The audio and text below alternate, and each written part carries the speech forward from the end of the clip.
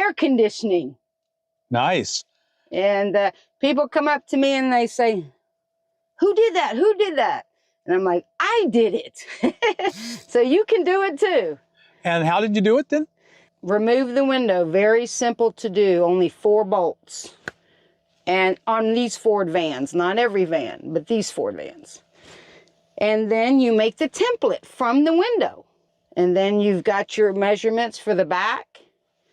You want to leave a nice extra inch for the tilt. And yeah, you put it in. Not all that complicated. No, 58-year-old woman did it. It stays well? I mean, it's fairly heavy. Yes, it stays well. Well, I have a brace, you know, you have to kind of, you know, so it connects from the top and it's braced from the bottom. So there's no, you know, there's no movement. Nice. It's nice. Very, very good. So, of course, then we have to know how you're powering it. All right, let's go check it out. All right. All right. Let's go outside. All right, Bob, so this is, I put the hitch on the van. It wasn't originally on there when I bought it. And then the cargo carrier.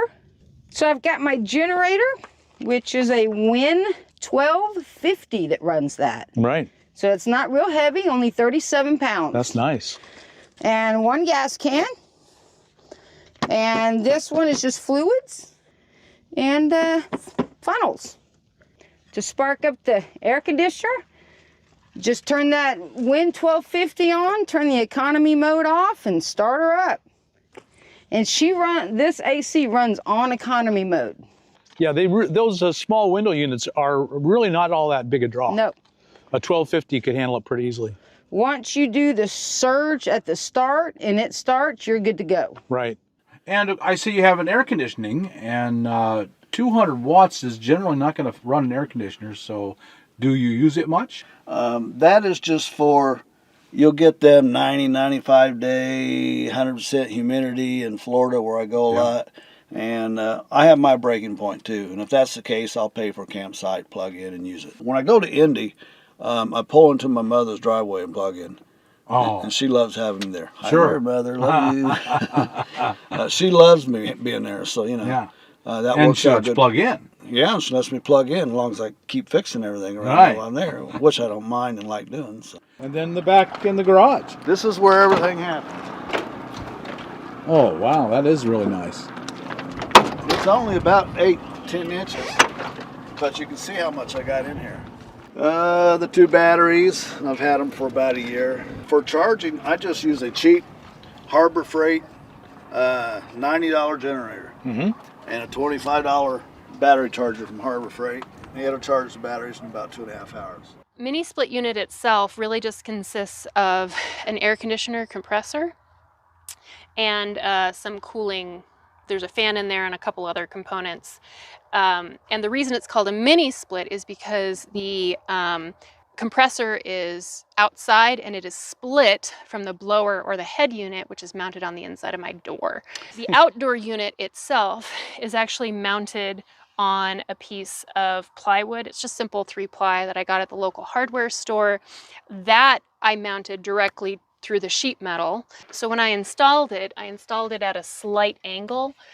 And what's cool about installing it on my back door is that these, you don't really want water in them, but they have weep holes built in. And so we have the condensation line come down and actually feeds out to one of my weep holes right there. That's one less hole I need to put in my door, basically. The thing about the install was, one, trying to figure out how to fit it on the back. We thought it would just be easier to put a board on it, because then we got to choose where we put the different bolts in. Okay. And so that actually made the install quite a bit easier because we had a lot more flexibility in how we wanted to position it.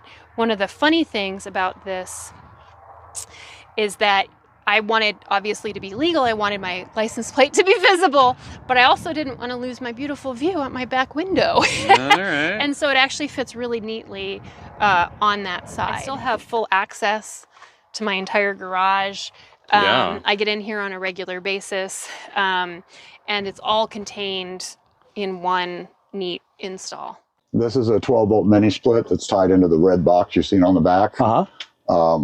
Pretty efficient, just awful noisy. I'm not saying anything negative about them, but I like the conventional 110-volt mini splits better. They're much quieter. So I know a lot of people are going to be very curious about the mini split. How much power does it draw?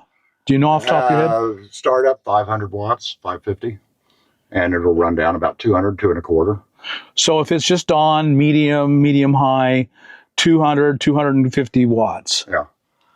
That's not bad. And it's 11,000 BTU. The wonderful thing about it is it takes R134 Freon, 2 cans, which is what you put in your car.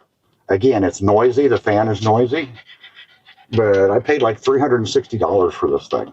Really? They're not expensive. I know that since I bought it, the prices have gone up, almost doubled. Yeah, and everything. Everything has. I refer to it as a Chinese diesel heater, but it's an air conditioner. Right. So I don't know the longevity of them. I don't know how they're going to work out. I know that it's more than I'll ever possibly need, and I will not be sitting here with the AC blowing in my face. But I strategically located it where it's at because I found if you put it in the front or the back, first off, it messes with your build. Secondly, one end is warmer than the other. When you put them in the middle and run them sideways, it gets everywhere. And if you need to supplement with fans, you can supplement with fans. It was like I said, less than $400. And the reason I chose Amazon, I just find the return process is a lot easier with Amazon than it is with eBay. I've known a couple people that's put them in since they met this one, and they've had success. Then in the back, I've got a 12-volt mini split, backup camera, water fill. As you probably know, I'm a huge proponent of solar. I think solar is just the way to go. However, solar has its limitations. If you want to run something big for a long time, an example is an air conditioner, you just simply can't. It won't run, and you've got to have a huge system, huge battery bank, and it's impractical for most of us. You can do it, but you got to have a big rig and a lot of money. So most of us aren't going to do that. It's just going to be, we're not going to have air conditioning. That's the bottom line. If you need to have air conditioning, you're probably going to have to buy a generator because the generator will be much cheaper than buying that much solar and that much battery and taking up that much space on your roof and inside your rig. So I have a friend. This doesn't belong to me. It belongs to my friend. My friend has owned it for a year and a half. So she bought this Pulsar to run her air conditioner, and she has been extremely happy with it. The astonishing thing for this is that right now you can buy it for $400. That's a 2,000 watt inverter generator, very quiet, really, really cheap. It comes with everything you need. You want to get dual fuel. You don't want to ever put gas in the generator if you buy a dual fuel, just propane. And why? Because propane stores forever. It's 100 times, 1,000 times safer to store propane in your rig than it is gasoline. Gasoline's highly, highly explosive. It vents and leaks, and the vapors are extremely explosive. Very, very dangerous. So it comes with a regulator, which is really a cool regulator that has a special trick I'll show you in a minute. Like all propane hookups, it has an internal one and an external one. I love the external ones. They're so much easier to work with. So if your goal is to have AC, this is an excellent, excellent solution. Okay, I hope you got something out of this that gave you some ideas about what you can do. I think this is plenty small enough to carry in your rig. You're probably already carrying propane, so why not? You know, this thing will it'll make your life better in a lot of ways. If you got anything out of this video, like us on YouTube, subscribe to the channel, hit that thumbs up button, share this with your friends. Maybe you've got some friends to need to know this information. Share it with them on your social media. I think they'll be glad you did. And we'll talk to you later on the next Cheap RV Living video.